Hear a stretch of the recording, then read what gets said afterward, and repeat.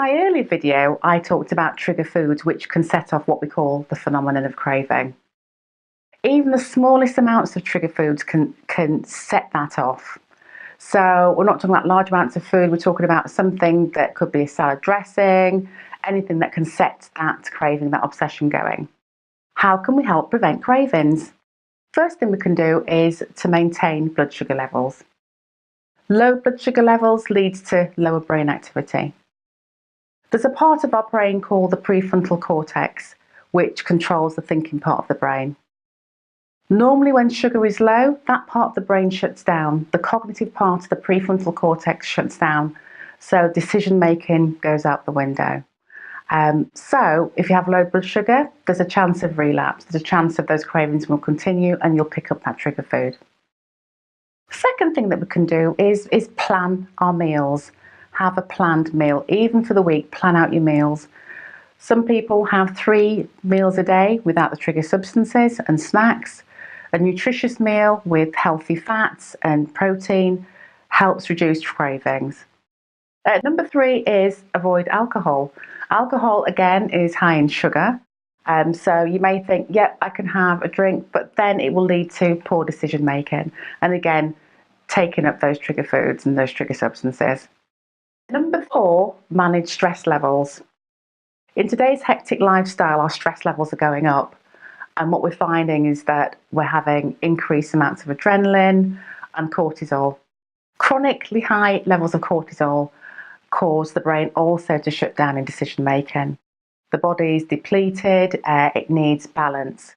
The way it finds balance is finding something to self-soothe. So let's manage stress levels. So relaxation techniques. Let's look at stress management at work. Let's look at boundaries in the workplace. Let's look at a healthy work-life balance. Other techniques such as yoga, meditation, mindfulness are all amazing for just relaxation. So let's manage those stress levels. Let's bring down those cortisol levels so that you're not going to pick up a trigger food and with a craving and relapse. Number 5, halt. Now this is a term that we use in recovery. Hungry, angry, lonely, tired. When you're hungry, you're obviously going to make poor choices. So again, going back to number 2, let's look at meal planning and making sure that it's a balanced diet that you have. Angry, when you're resentful, you're angry, the first thing you probably want to do is pick up something to self-soothe. In this case, we're talking about food, and you will pick up a trigger food. When you're lonely, you get bored. And again, loneliness can be, a trigger for cravings. Let me just buy something that's going to make me feel a bit better. I'm on my own. Then we're talking about tiredness, a complete danger zone. When you're tired, again, poor choices. And you just want something to comfort you before you sleep. So that's hungry, angry, lonely, tired. And what's quite interesting with food addiction is that it fills every single need. So when you're hungry, most people say, right, I'll have a little bit of something to eat and go to bed. When you're angry, most people go, right, I just need to talk it through with somebody or write it out. Somebody who's addicted to food will just go straight for food.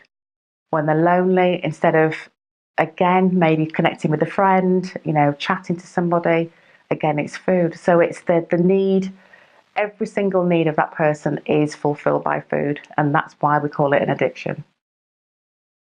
Number 6, call a friend. Have a support team, have people that have your back.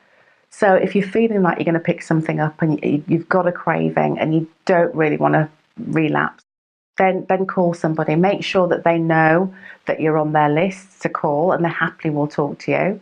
And just have a list of people who you can call through the week. And do it as a regular thing anyway. Pick up the phone, ask them how they are. That always helps in getting yourself out of yourself. Number 7, when anyone's trying to recover from an addiction, there's always feelings of guilt. There's always feelings of shame that they find difficult shaking off. And my number 1 tip is just stop feeling guilty. Just let it all go. But this is something I'm going to be talking about in my next episode, which is self-care.